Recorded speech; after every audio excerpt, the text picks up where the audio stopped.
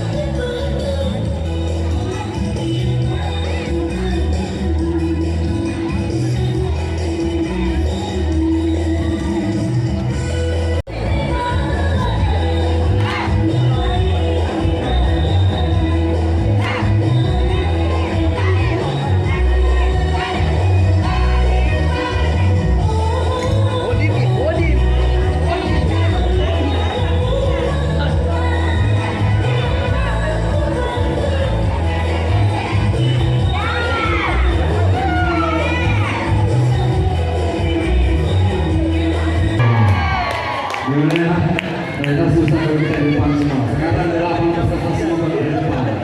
Oke, kalau selama latihan mungkin tidak mau didapat, sekarang harus ke depan. Baik, kita beri tepuk tangan keempat tim dari kelompok 2 ini.